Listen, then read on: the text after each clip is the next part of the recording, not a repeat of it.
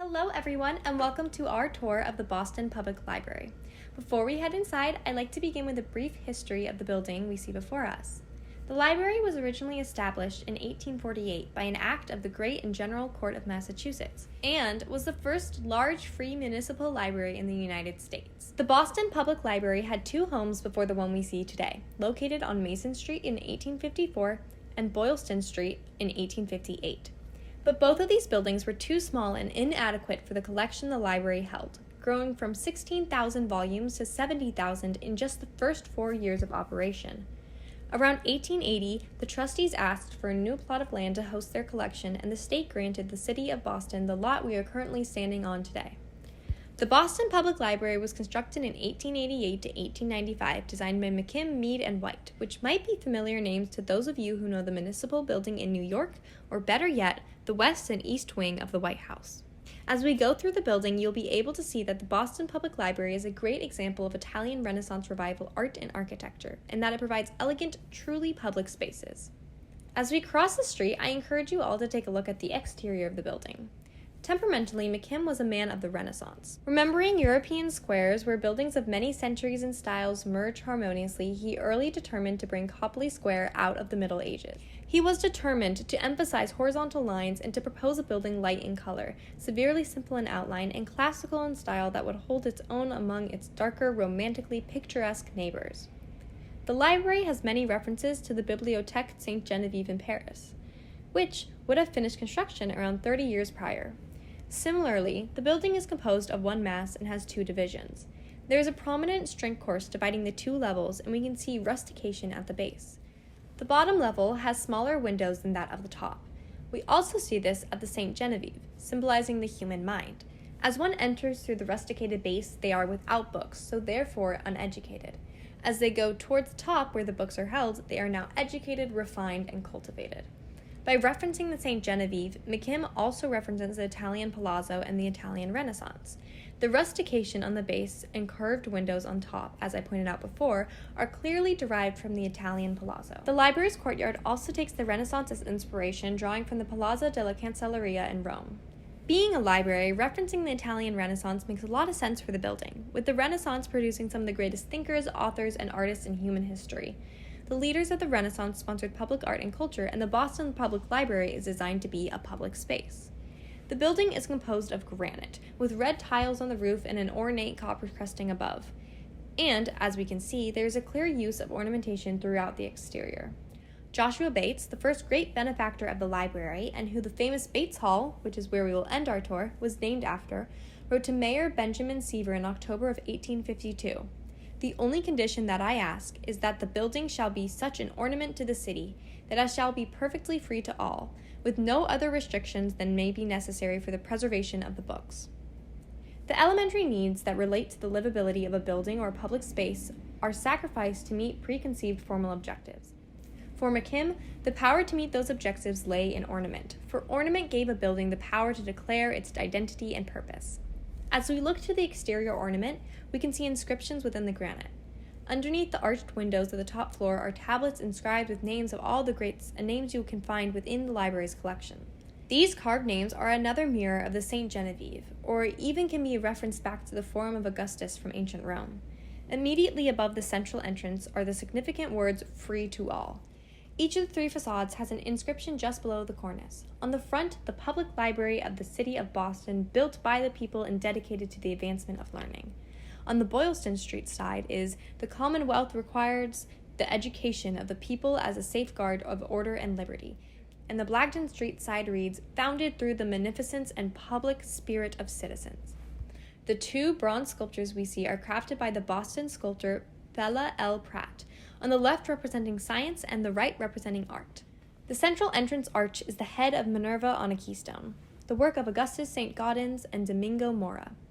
Under the windows, 3 carved seals rest upon foliage, sculpted by St. Gaudens, showing seals of the Commonwealth, of the library, and of the city of Boston. The seal of the library is 2 boys holding up torches, with a Latin motto that says, "The light of all citizens."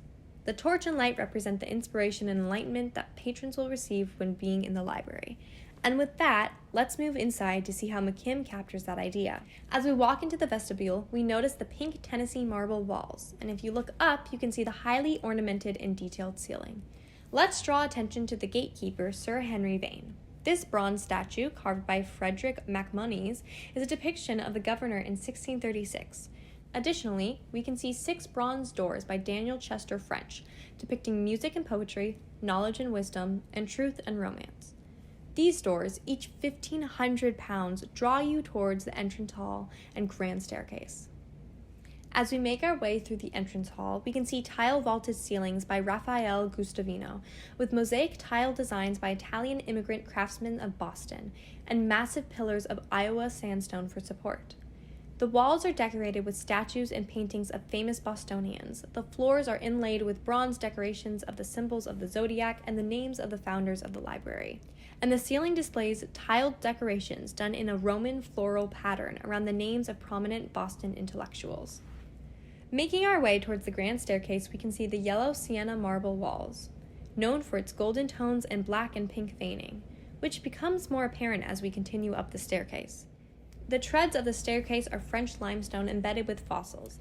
The most iconic feature of the staircase, and one of the most iconic of the library, are the lions at the landing by Louise St. Gaudens, sculpted of the same yellow sienna marble, memorializing Massachusetts volunteers in the Civil War.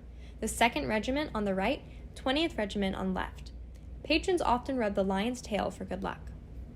Surrounding the grand staircase is part of the Puvis de Chavannes Gallery, a mural cycle by Pierre-Cecil Puvis de Chavannes, who was widely considered the greatest European muralist of the time, and some of his projects included the Pantheon and Sorbonne. The 8 paintings around the staircase, each 14 feet 4 inches high and 7 feet 2 inches wide, depict a different academic discipline or subject that one could learn about in the library. Puvis chose subjects that represent the various spheres of human knowledge. On the south wall, he painted philosophy, astronomy, and history. On the north, pastoral poetry, dramatic poetry, and epic poetry. And on the west wall, on either side of the windows that opened out into the courtyard, he painted chemistry and physics. The first mural is seen after we make our way up the staircase, on the massive panel adjacent to the entrance to Bates Hall.